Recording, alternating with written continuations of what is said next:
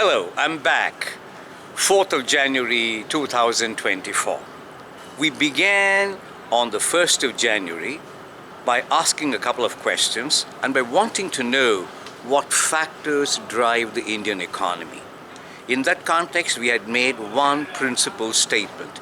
India runs its economy for the sake of its people. We are not competing with any other economy, especially China. And very learned economists, engineer-turned economists who have a fairly great amount of experience with the Indian economy have been urging India to not do those things which China does and ask India to focus on services. That, in a way, is all to be discarded. You cannot just grow with one part. You can't grow the mango without this and that. The mango comes with the kernel, the pulp and the skin. And that's exactly what mango is, and that's what the economy is. You just can't have people serving bread and soup at a restaurant. You got to be growing wheat, you got to be growing tomato, you got to be having the machinery to make those loaves of bread and then all the wonderful soup. So it's absolutely primitive, very naive to think that an economy can be separated into three major parts, primarily say the primary sector, the manufacturing sector and the services sector, and that India should focus on services. That obsession comes from the need for some who teach in the United States of America to say that India is competing with China and that China does manufacturing and India does services. That, in a way, again, not a great thing, because India needs its own primary sector, its own manufacturing and its own services. And you can't just have one. In that context, we also said that India is focused about serving its own people. And in that context, we wanted to know, that was the second episode, who or what forces drive the Indian economy. There we said India does not have a unified, cohesive economic policy. It's the state governments that run or determine the Indian economy. India is a sum of its parts. In the Indian economy is a sum of its parts, and I had got this image in your mind that think of India with all the states and each state representing some country. For example, Tamilnadu was the size of United Kingdom in the context of its population, but definitely not in the context of its economy. So India is a sum of its parts. The state chief ministers, the chief executive officers, the CEOs determine how to manage the economic requirements of the people of that state. So Tamil Nadu, for example, would have the global investors meet on the 7th and 8th of January 2024, which turns out to be a Sunday and a Monday. And those investors would be urged to invest in the primary sector, in manufacturing and in services. Incidentally, Tamil Nadu's Economic Advisory Council comprises some of the darlings, the dazzling stars of the world of consulting and teaching, and many of them live abroad. Barring one, many of them live abroad, and in a way that kind of reflects India's own thinking that the best advice comes from people who live abroad or who are citizens of some other country. In that context, Tamil Nadu's chief minister would be urging the august audience to say, this is our state and we would like you to invest in this, this and this. For example, Tamil Nadu's economy comprises about 45% services, 34% manufacturing and 21% agricultural primary sector. If you shrink that manufacturing component, all services that live off that manufacturing sector would die off. So effectively it would be very futile, naive, absolutely ill-advised to think in terms of separating, wanting only the pulp and the mango and not this and that. Investments take place in an economy to make the best use, and our chief ministers would be looking at what's to be done for the people of their states. So India does not have one cohesive economic policy, and now we move on. What exactly does it mean to say that India cannot live on services alone? If we are going to engage ourselves in looking at the composition of economic activity, Everyone lives in a particular place. It could be the rural habitats, the urban habitats.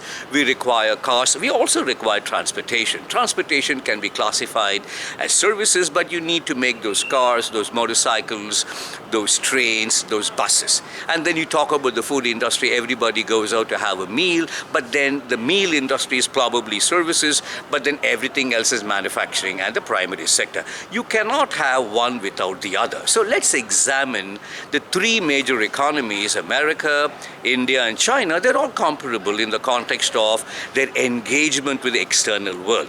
Only about 18 to 19% of the American economy, the Indian economy, and the Chinese economy look outwards, the trade part. The remaining 81, 82% is all inward, and they have their own composition. If you needed more bread to be made and people will eat that at home, you'll have more manufacturing. If more people went out to eat, you'll have the services industry, the restaurant industry. So it's basically people's preferences that will determine the composition of a state's economy, of a country's economy. Investment pitch the chief executive officers, the chief ministers would be making would be very clear. They know what would be the needs that can be fulfilled by foreign investment, FDI. Incidentally, Tamilnadu is amongst the top 5 in attracting foreign direct investment, and a large part of it goes into manufacturing. So the advisors to the Tamilnadu government who otherwise preach that India should not focus on manufacturing sit quiet with lips tight and look at it very encouragingly when foreign investors come and invest in Tamil Nadu's manufacturing sector. That's their part. But we get back to the idea of competitive advantage of nations and comparative advantage of nations. This thought began sometime in the early 90s after the United States of America forgave China for its Tiananmen excesses. And America realized that co-opting China in 1992, that's the time when, or 93, that's the time when President Bill Clinton had taken office, 20 years after the historic visit of Henry Kissinger and President Richard Nixon. So America has always had a certain fondness for China, and America wanted to cultivate China's manufacturing industry with one particular objective. If certain parts of the American economy could be offshored as Chinese manufacturing output, then more Americans could work in the services sector for themselves and therefore go up the wage curve. And for China, it was moving people away from the farmlands, the hinterlands, and China found it to be a win-win that those large millions could be co-opted into manufacturing so that their wages could go up. But India somehow missed the bus in 1991, though we made a very earnest effort at opening up the economy. Let's go back to 1992. China became the powerhouse of manufacturing because America retained a very large part of its control over the services economy. And then, in the context of the waterfall methodology, those services that could be sent off to India, especially after the Y2K problem, they came to be India's competence. But that doesn't mean that India can live on services alone to take care of its people. India has to take care of its people, 140 crore people, and each state's chief minister, the CEO, has to do exactly the same. And let me remind you once again, India does not have a unified, cohesive economic policy. Each state has its own unified, cohesive economic policy run by the chief executive officer. These CEOs, the chief ministers, know exactly what's good for the state. So India is a sum of its parts. I now move on to the third part. Should India think in terms of promoting services or manufacturing? The point is neither. It's absolutely helpless. India's economic policy comprises the sum total of the economic policies of all its states, and they are run by magnificent chief ministers as CEOs belonging to different political parties.